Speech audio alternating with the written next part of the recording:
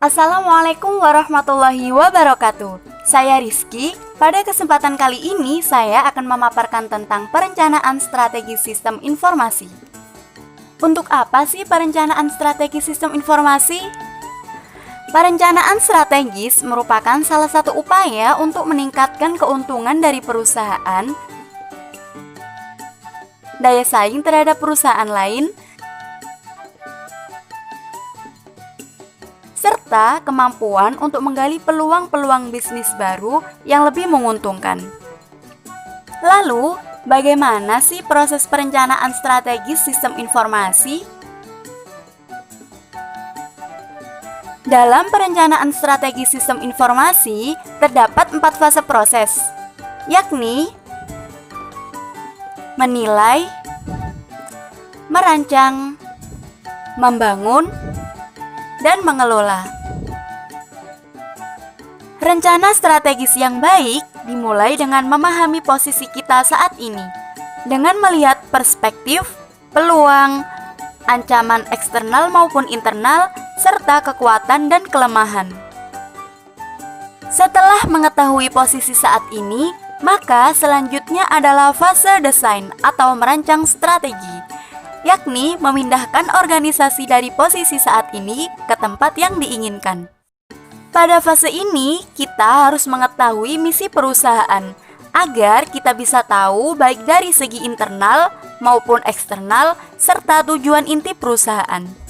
Dengan misi yang jelas, maka kita dapat bergerak untuk mewujudkan visi atau rencana masa depan baik dari perspektif finance, customer, operasional, dan people.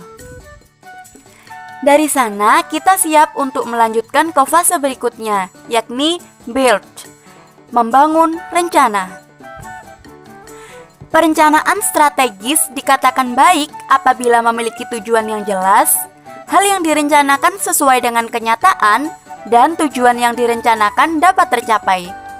Maka dari itu, perencanaan strategis harus smart, yakni spesifik, terukur, dapat dicapai, realistis, dan terikat waktu. Tujuan perusahaan yang dibuat akan mengalir ke setiap tingkatan organisasi, menjadi tujuan departemen, kemudian diturunkan menjadi tujuan kontributor individu. Setelah memiliki rencana, kita dapat melanjutkan ke fase berikutnya, yakni manage. Ada 3 hal yang harus dimiliki agar eksekusi dapat dilakukan secara efektif. Yang pertama, people.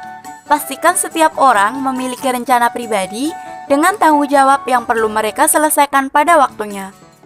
Yang kedua, sistem. Sistem sangat penting untuk melacak dan mengelola kinerja secara terintegrasi. Yang ketiga, proses.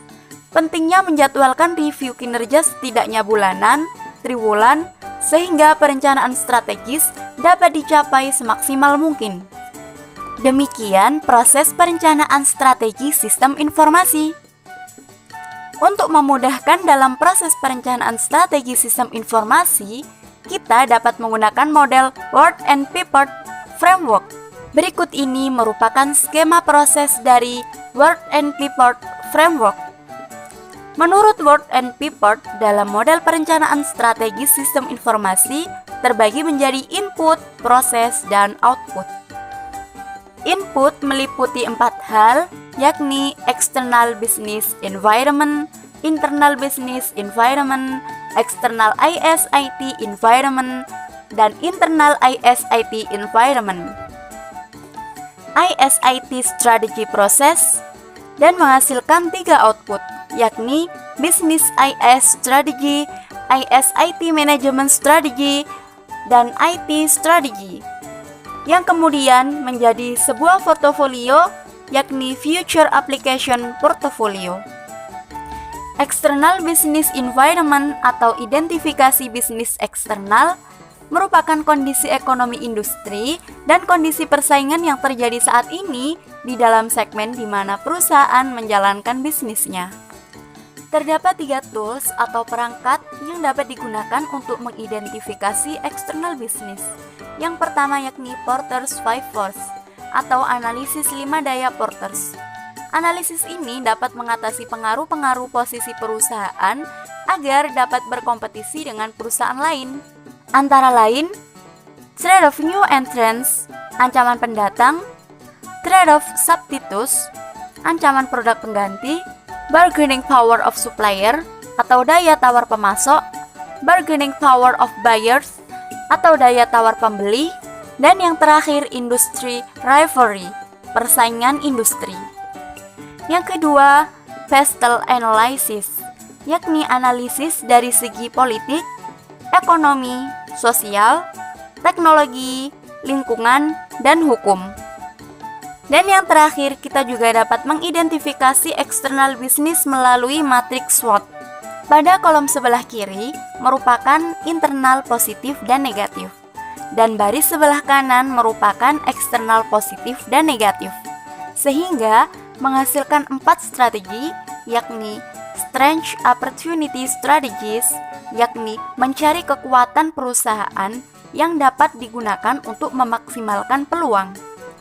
Strength Threat Strategy, yakni bagaimana kita dapat menggunakan kekuatan perusahaan untuk meminimalisir ancaman. Weakness Opportunity Strategy, yakni tindakan apa yang dapat diambil dengan memanfaatkan peluang untuk meminimalisir kelemahan perusahaan. Dan yang terakhir, Weakness Threat Strategy, yakni bagaimana kita dapat meminimalisir kelemahan perusahaan untuk menghindari ancaman perusahaan. Selanjutnya, Internal Business Environment. Untuk mengidentifikasi bisnis internal, maka kita harus memperhatikan beberapa hal. Yang pertama, stakeholder and pressure group, dengan siapa saja kita berinteraksi. Dan yang kedua, internal value chain analysis, yakni identifikasi proses bisnis. Dan yang ketiga, strength and weakness, atau kekuatan dan kelemahan perusahaan. Selanjutnya, yakni external ISIT environment. Untuk mengidentifikasi eksternal ISIT, maka kita harus mengetahui tren teknologi apa yang berkembang di luar organisasi, yang dipakai supplier, dipakai customer, untuk mengetahui teknologi mana yang dapat kita manfaatkan atau sesuai dengan visi misi organisasi. Yang terakhir, yakni internal ISIT environment, yakni mengidentifikasi internal ISIT dari segi software, hardware, brainware, network and communication, dan prosedur ISIT. Dan hasil identifikasi selanjutnya akan dipetakan di matriks McFarland Strategic Grid berikut ini. Dan sekarang kita telah masuk di proses pengembangan strategi ISIT. Dalam mengembangkan strategi ISIT, terdapat 3 tools atau perangkat, yakni Balance Scorecard untuk membantu identifikasi kebutuhan dari perspektif finansial, perspektif learning and growth, perspektif customer, dan perspektif internal business process. Yang kedua, yakni critical success factor atau proses-proses kritis yang ada di perusahaan, dengan menentukan key decision, kemudian menentukan kebutuhan sistem informasi. Yang ketiga, yakni menelaah kembali analisis SWOT. Strategi yang telah dihasilkan oleh analisis SWOT diolah kembali untuk menentukan kebutuhan ITIS, sehingga menghasilkan strategi SI.